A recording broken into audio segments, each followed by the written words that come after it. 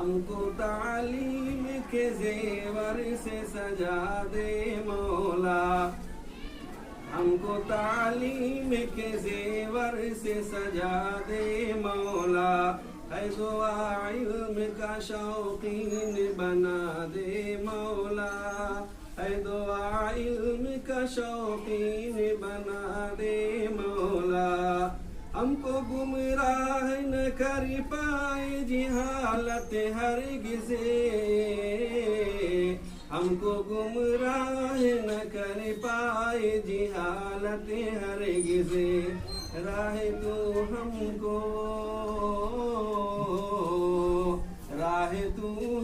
کو ہدایت کی دکھا دے مولا، دین دنیا کی بھلائی ہو میسر یا رب، دین دنیا کی بھلائی ہو میسر یا رب، شر سے بچنے کا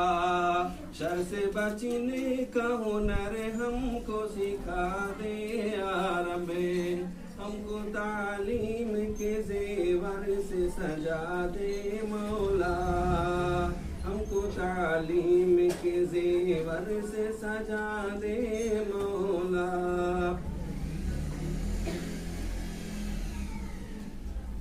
قابل قدر اساتذہ کرام اور پیاری معلمات و عزیز طالبات،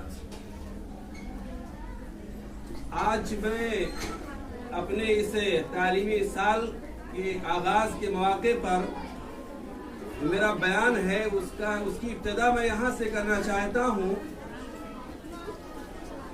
اصحاب صفہ ایک چبوترا جہاں پر صحابہ کرام دین کی تعلیم سیکھا کرتے تھے۔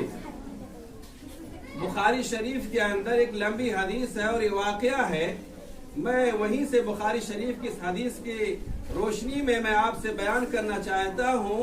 صفہ جو مسجد نبوی کے اندر ایک چبوترا تھا، وہاں صحابہ کرام علم کی دین سیکھا کرتے تھے، اور انہی صحابہ کرام میں سے ایک نمایاں نام حضرت ابو ہریرہ رضی اللہ تعالیٰ عنہ کا ہے کہ آپ کے بارے میں اس حدیث میں ذکر ہے کہ آپ بھوک اور پریشانی کی وجہ سے، بیان ہے تو حضرت کہتے ہیں کہ میں اکثر و بیشتر بھوکے رہنے کی وجہ سے، بھوک کی شدت اور تکلیف کی وجہ سے میں کبھی کبھی ایسے پیٹ کے بل زمین پر لیٹ جایا کرتا تھا، تو کبھی میں اپنے پیٹ پر پتھر باندھ لیا کرتا تھا، اور ایک مرتبہ تو بھوک سے اس قدر بے قراری ہوئی، اس طرح اضطرابی کیفیت بڑھی کہ کہتے ہیں کہ میں ایسے باہر نکل گیا اور اس نیت سے کہ کوئی مجھے دیکھے، کوئی میرا ساتھی مجھے دیکھے، اس کی نظر پڑے اور میرے بھوک کا اسے احساس ہو جائے اور مجھے کچھ کھانے پینے کے لیے چیزیں مل جائے۔ یہ بتائیے اس تکلیف میں، آپ اس مجبوری میں بتائیے، آپ سنیے اس واقعے کو، بخاری شریف کا یہ واقعہ ہے۔ حضرت ابو ہریرہ رضی اللہ تعالیٰ عنہ بھوکے پیاسے آپ کھڑے ہیں کہ کوئی مل جائے اور مجھے کچھ کھلا پلا دے۔ چنانچہ ابو بکر رضی اللہ تعالیٰ عنہ کا گزر اس راستے سے ہوتا ہے، اور ابو ہریرہ اس نیت سے ابو بکر رضی اللہ عنہ سے قرآن کی ایک آیت کی تفسیر پوچھتے ہیں، حالانکہ مقصد وہ نہیں تھا، مقصد یہ تھا کہ ابو بکر رضی اللہ عنہ میرے بھوک کو محسوس کر لے اور مجھے کچھ کھانے پینے کی چیزیں عنایت کر دیں۔ لیکن ابو بکر رضی اللہ تعالیٰ عنہ قرآن کی آیت کی تفسیر بتا کر کے آگے بڑھ جاتے ہیں۔ اس کے بعد عمر فاروق رضی اللہ تعالیٰ عنہ آتے ہیں، پھر اسی نیت سے ابو ہریرہ رضی اللہ تعالیٰ عنہ قرآن کی آیت کی تفسیر پوچھتے ہیں۔ عمر رضی اللہ عنہ بھی آپ کے درد، آپ کی تکلیف اور آپ کے بھوک کا احساس نہیں کر پاتے ہیں، آپ بھی قرآن کی آیت کی تفسیر بتا کر کے آگے بڑھ جاتے ہیں۔ پھر آتے ہیں ماہر نفسیات، سرور کائنات، سرکار دو عالم حضرت محمد صلی اللہ علیہ وسلم، آپ آتے ہیں اور آپ دیکھتے ہی ابو ہریرہ رضی اللہ عنہ کی پریشانی کو محسوس کر لیتے ہیں، کہتے ہیں ابو ہریرہ چلو میرے ساتھ، اپنے گھر لے جاتے ہیں، اور اس کے بعد میں گھر والوں سے پوچھتے ہیں کہ کھانے پینے کی کوئی چیزیں ہیں، تو پتہ چلتا ہے کہیں سے دودھ کا تحفہ آیا تھا۔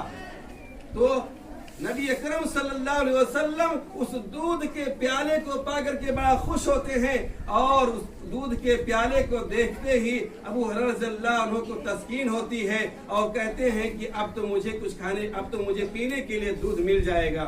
लेकिन आप देखिए मोहसिने इंसानियत नबी अकरम सल्लल्लाहु अलैहि वसल्लम को आप दूध लेकर के आते हैं और कहते हैं अबू हुरैरा जाओ सुफ़ा वालों को बुला करके लेके आओ। अब अबू हुरैरा रज़ियल्लाहु अन्हु परेशान होते हैं, कहते हैं तो सोचते हैं कि अगर मैं इस कदर परेशान हूँ, भूख से बेहाल हूँ, अगर थोड़ा सा पीने के लिए मुझे मिल जाता, मेरे अंदर ताजगी आ जाती, मेरे अंदर थोड़ी सी कुव्वत आ जाती, फिर मैं जाकर के बुला के लाता। लेकिन नबी अकरम सल्लल्लाहु अलैहि वसल्लम का हुक्म, आपकी बात जाहिर सी बात है उसमें खैर पोशीदा है। अबू हुरैरा रज़ियल्लाहु तआला अन्हु इज़्तिरारी हालत में, भूख की हालत में, कमजोरी की हालत में वहाँ सुफ़ा वालों के पास जाते हैं और बुला करके सबको लाते हैं। नबी अकरम सल्लल्लाहु अलैहि वसल्लम अपने हाथ से दूध का प्याला देते हैं, बारी बारी तमाम सहाबे कराम पीते हैं। अबू हुरैरा रज़ियल्लाहु अन्हु वहाँ भी थोड़ी देर के लिए परेशान होते हैं, कहते हैं मुझे ही पीने के लिए मतलब पिलाने के लिए मुझे ही कहा जाएगा और सबको पिलाते पिलाते कहीं ऐसा ना हो मेरी बारी आए तो दूध कम पड़ जाए या खत्म हो जाए। लेकिन अल्लाह रब्बुल आलमीन का अपने नबी के साथ, अपने नेक बंदों के साथ रहम व करम का मामला होता है। उस दूध के अंदर इतनी बरकत होती है कि सारे सहाबे कराम जो तालीम ताल्लुम वाले थे, जो सुफ़ा मस्जिद नबी के चबूतरे पर बैठकर कुरान और हदीस का इल्म सीखते थे, सब लोग दूध को पीते हैं, शिकम सैर और आसूदा हो जाते हैं। आखिर में बारी हज़रत हुरैरा ज़िन्नाह की आती है। नबी सल्लल्लाहु अलैहि वसल्लम कहते हैं अबू हुरैरा दूध को प्याले को लो और दूध पियो। आप पीते हैं, सैराब हो जाते हैं। फिर नबी अकरम सल्लल्लाहु अलैहि वसल्लम कहते हैं अबू हुरैरा और पियो। अबू हुरैरा कहते हैं ऐ अल्लाह के रसूल मैं बिल्कुल आसूदा हो गया, अब गुंजाइश नहीं है। मैं ये कहना चाहता हूँ इल्म सीखने वालों का इस वाक़े को बयान करने का मतलब कि लोगों ने किस तरीके से इल्म दीन को सीखा। उस सफ़ा चबूतरे को मस्जिद नबी का जो चबूतरा था वहाँ जमे रहे, डटे रहे, भूख की वजह से, गुर्बत की वजह से, इस्तरारी कैफियत की वजह से इल्म के दरवाजे से आप नहीं हटे। आपने नबी सल्लल्लाहु अलैहि वसल्लम के दर को नहीं छोड़ा। इल्म दीन की नशर इशाअत के लिए लोगों ने अपने आप को वक्फ कर दिया। सारी कुर्बानियां, सारी परेशानियां लोगों ने झेली। मैं ये बतलाना चाहता हूँ अल्लाह रब्बुल आलमीन ने हमें क्या नहीं कुछ दिया है। अल्लाह रब्बुल आलमीन की बेशुमार नेमतें और रहमतें हमारे ऊपर हैं। सारी फरावानी, सारी चीजें हमारे लिए मुयस्सर हैं। वालिदैन ने हमें इस इदारे के अंदर भेजा है, हमको इस लायक बनाया। अल्लाह का हम शुक्र अदा करें। मेरी बेटियां, आप तमाम लोग इस बात को गौर से सुने कि आज बताइए हमारे पास सारी सहूलतें हैं, सारी आसानियां हैं, लेकिन क्या हमारे अंदर इल्म दीन सीखने के लिए, कुरान हदीस को जानने और समझने के लिए क्या ये तड़प, क्या ये बेकरारी है कि नहीं है? हमें अपना जायजा लेना चाहिए, हमें अपना जायजा लेना चाहिए। और यही नहीं, मैं फिर आपको और बताऊं कि मैं एक जुमला कहना चाहता हूं कि पेट की भूख से इल्म की भूख कहीं ज्यादा अहम है। क्योंकि इमाम अहमद बिन हंबल रहमुल्लाह कहते हैं भूख इंसान दिन में 3 बार खाना खाता है, 2 बार 3 बार ये भूख लगती है, 2 बार या 3 बार। लेकिन इल्म की तड़प, इल्म की भूख जिसे हो जाए तो उसे नींद नहीं आती है। वो दिन हो रात हो, वो जाग रहा हो, नींद में हो, अगर इल्म की तड़प है, इल्म की प्यास उसे लगी है तो वह हमेशा इल्म की तलाश में रहेगा। अपने अंदर ये चीजें पैदा करो कि जहां भी आपको मौके मिले, चाहे वो क्लासरूम हो, चाहे कोई इज्तिमा प्रोग्राम हो, चाहे आप अपने घर में हो, आपके हाथ में मोबाइल हो, जो भी जरिया मिले आप इल्म की तलाश में लगे रहें। और इल्म इसलिए सीखें, कुरान हदीस को इसलिए पढ़ना आप उसको जारी रखें ताकि जब आप इल्म वाले होंगे तो अपने इल्म से आप दूसरों के लिए नफा बख्श साबित होंगे। इस वाक़े से मैं ये बतलाना चाहता हूँ कि आप सबक लें कि भूख से तड़पते रहे वो सुफ़ा वाले, मगर मदरसा नहीं छोड़ा, नबी सल्लल्लाहु अलैहि वसल्लम का दर नहीं छोड़ा। जो भी परेशानियां हमारे ऊपर आए, सारी परेशानियां इल्म दीन की नश्र व इशाअत के लिए हमें उसको झेलना है, बर्दाश्त करना है, सारी मशक्कतें हमें उठानी है। अल्लाह रब्बुल आलमीन फिर हमें इल्म से नवाजेगा, फिर इंशाअल्लाह हमारी दुनिया और आखिरत दोनों बेहतर होगी। आगे मैं चलता हूँ, आपको बतलाना चाहता हूँ आज हमारा जो हाल है, अल्लाह रब्बुल आलमीन ने रसूल अकरम सल्लल्लाहु अलैहि वसल्लम पर जो पहली वही नाजिल की, इक़रा बिस्मि रब्बिकल्लज़ी खलक़, यानी पढ़ो अपने रब के नाम से जिसने पैदा किया है। ये वही क्या पैगाम देती है हमें, इससे हमें क्या दर्स मिलता है कि सबसे पहले हम रब की मारिफत हासिल करें, हम वो इल्म हासिल करें जिससे रब की मारिफत हमें हो जाए। तो इसके लिए जरूरी है कि हम सबसे पहले दीन इस्लाम की तालीम को सीखें। तो ऐ मेरी बेटियों, मैं आपसे कहना चाहता हूँ, जरा अपना जायजा लें। आप बताइए, हमारे दीन की, इस्लाम की बुनियाद ही जिस वही पर हुई और जो वही पहली नाजिल हुई नबी अकरम सल्लल्लाहु अलैहि वसल्लम, वो पढ़ने और पढ़ाने की है। लेकिन आज कितने हमारे लोग हैं, कितने हमारे मुसलमान भाई और बेटे हैं, कितनी हमारी मुसलमान बेटियां और बहनें हैं और माएँ हैं कि बताइए, वो कुरान जो अल्लाह के रसूल पर नाजिल हुआ और जो कुरान हमारे लिए सरापा हिदायत है, जो ये नुस्खे कीमिया है, जिसकी तिलावत पर अजर व सवाब है, लेकिन मैं कहना चाहता हूँ, मुझे कहने दीजिए, इसके बावजूद हम लोग पढ़ने पढ़ाने वाले हैं, लेकिन हमारी कितनी बेटियां, मैं दूसरों की बात नहीं करता हूँ, मैं अपनी बेटियों की बात करता हूँ, इस इदारे में आती हैं, जो पढ़ती हैं, पढ़ने के लिए आती हैं, लेकिन कितनी हमारी बेटियां ऐसी हैं जिन्हें कुरान पढ़ना नहीं आता है, कुरान की सही तिलावत नहीं कर सकती हैं। अगर कोई परिंदा जिसका काम है उड़ना, अगर परिंदा उड़ न सके तो ताज्जुब है उस पर। मछलियों का काम है समंदर में पानी में तैरना, लेकिन अगर मछलियों को तैराकी ना आए तो ताज्जुब है। इसी तरीके से हम दिन रात जब पढ़ने और पढ़ाने में लगे हैं, कुरान और सुन्नत का इल्म सीखने में लगे हैं, कुरान की तिलावत मश्क करने में लगे हैं, उसके बावजूद अगर हमें पढ़ना ना आए तो ये हैरत है, ताज्जुब है। और ये दलील और इलामत इस बात की है कि हमारे अंदर वो भूख नहीं, हमारे अंदर वो तड़प नहीं, हमारे अंदर वो जज्बा और लगन नहीं कि हमको कुरान पढ़ना आए और कुरान और हदीस की बातें हमें समझना आए।